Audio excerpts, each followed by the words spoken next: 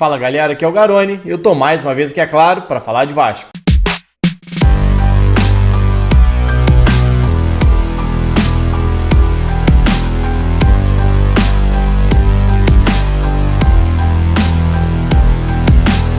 Nessa segunda-feira, o Vasco anunciou seu nono reforço para a temporada 2022. Lateral direito, o Everton, de 22 anos de idade, que chega por empréstimo de um ano vindo do Red Bull Bragantino. E você sabe, se tem jogador chegando em São Januário, tem análise aqui no canal. Então já deixa o seu like aqui no vídeo, se inscreve no canal se por acaso você ainda não for inscrito. A gente está chegando perto aí dos 60 mil inscritos, a meta desse ano é bater 100 mil, quem sabe?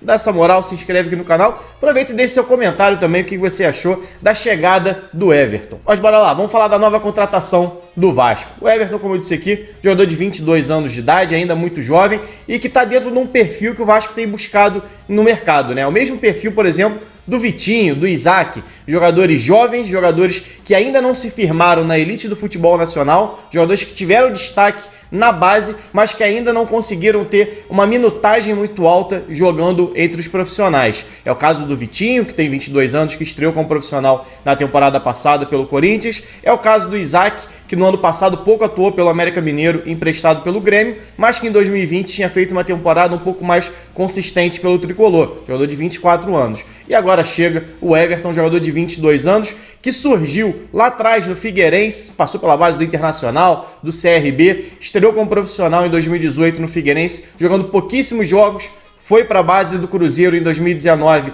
e aí sim começou a ganhar um pouco mais de destaque, foi chamado para a seleção brasileira, teve aquele lance dele com o Neymar num treino, ele não estava convocado, ele foi completar o treinamento com a seleção, ele deu aquela canetinha, rodou essa imagem, até hoje a galera compartilhando essa imagem dele, e logo depois ele ganhou uma oportunidade entre os profissionais do Cruzeiro. Foi finalista da Copa do Brasil Sub-20 com o Cruzeiro, perdeu para o Palmeiras na decisão, Cruzeiro que tinha além do Everton, o Ederson, que hoje está no Fortaleza, emprestado pelo Corinthians, e o Palmeiras de Gabriel Menino e Patrick de Paula. Acabou que o Everton era titular da lateral direita, o título ficou com o Palmeiras, se não me engano, numa decisão dos pênaltis, e logo depois ele começou a ganhar algumas oportunidades ali com o Cruzeiro, que acabou sendo rebaixado naquele ano. Mas o Everton não era o lateral do Cruzeiro rebaixado. Tinha o Edilson na frente dele, experiente, que até subiu com o Avaí agora, e tinha o Orejuela. O Everton era ali com 20 anos, 21, a terceira opção. Acabou que o Cruzeiro caiu, financeiramente ficou precisando negociar muitos jogadores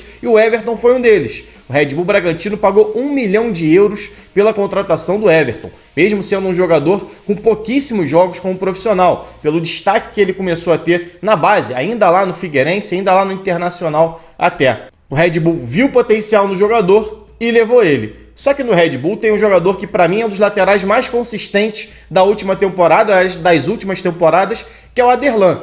Desde a época do América Mineiro, é um lateral muito consistente. E acho que talvez o termo para lateral seja exatamente esse.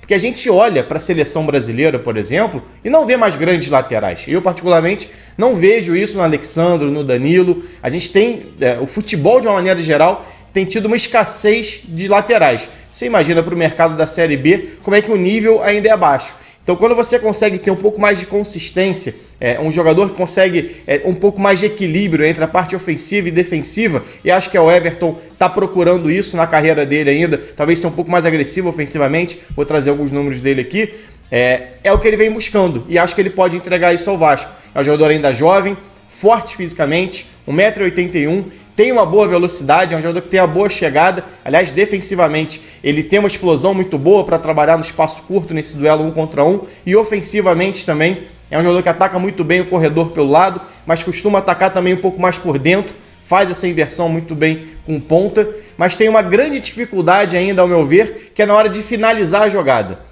É um jogador que tem, como eu disse aqui, uma baixa minutagem, né? Chegou no Red Bull em 2020, fez 15 jogos, mas jogou 500 e poucos minutos ali, um período muito pequeno, né? Jogou poucas partidas, realmente, os 90 minutos, sempre entrando ali no decorrer dos jogos. Em 2021 teve um volume um pouco maior, mas ainda assim uma minutagem muito baixa. Se a gente for somar do Cruzeiro 2019, os 2 anos do Red Bull Bragantino, não tem 2.000. Então, não tem 2.000 minutos, né, dentro de campo. Então tem 20 jogos como profissional, basicamente, o Everton. Mas na última temporada ele mostrou uma deficiência, quando ele teve uma minutagem maior, que me parece algo que ele precisa aperfeiçoar. Ele só tem um gol como profissional, que para lateral não faz grande diferença, mas a principal desempenho ruim dele foi exatamente nos cruzamentos. Então o Everton conseguia chegar na linha de fundo, conseguia fazer a jogada em velocidade, ele tem um bom drible, então consegue sair nesse 1 contra 1 com qualidade, mas na hora de concluir a jogada, na hora de dar o último passe ou fazer o cruzamento, ele tem uma deficiência. Ele acertou apenas 11,9% dos cruzamentos que ele tentou no Brasileiro do ano passado. Uma das piores marcas entre os jogadores da posição. E se você consegue ir até o fundo, se você consegue fazer a ultrapassagem em cima do marcador, mas não define com qualidade, você deixa de ser operante, você deixa de ser eficiente. E eu acho que é isso que o Everton está precisando ainda para ele se consolidar como um bom lateral no mercado nacional. Porque defensivamente é um bom jogador, é forte, é alto, tem velocidade, tem uma boa leitura, é um jogador que costuma antecipar bem as jogadas, faz bem a leitura para diminuir os espaços, é uma das características do Red Bull Bragantino, inclusive, e o Everton teve essa formação nesses 2 anos.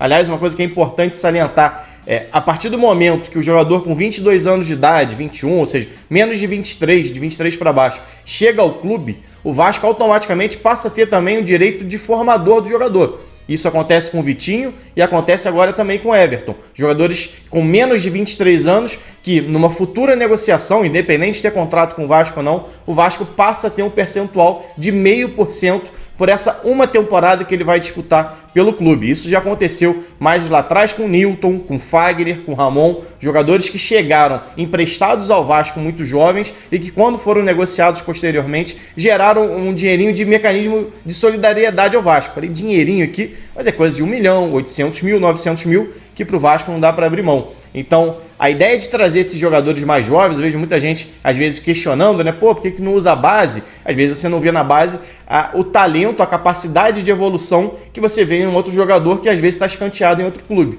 E o Vasco acabou optando por esse perfil em algumas dessas contratações que trouxe. Então, pode ser que até lá na frente, se o Everton estourar, o Vasco ainda pode fazer um dinheiro com a chegada desse jogador, além, claro, do ganho técnico. Acho que inicialmente o Everton chega para brigar por posição com o Léo Matos, mas um passo atrás. O Léo Matos já está no clube, é um jogador mais experiente, já conhece ali a forma de trabalhar do clube, mas a gente sabe também que o Léo não consegue ter uma sequência muito grande de jogos, pela idade e pelo alto volume de cartões que ele recebe. Então o Everton vai ter as chances dele e, se aproveitar, pode muito bem ganhar a posição do Léo Matos, que não foi bem em 2021. Chegou muito bem no Vasco em 2020, já na reta final do Campeonato Brasileiro, se consolidou ali para a próxima temporada, mas não repetiu o desempenho no último ano. Então pode ser que o Everton, inclusive, ganhe a posição no decorrer da temporada. Bom, galera, é isso. Minha análise é essa. Se você gostou da contratação, deixa aqui nos comentários, se inscreve no canal e deixa o like. Saudações e até a próxima.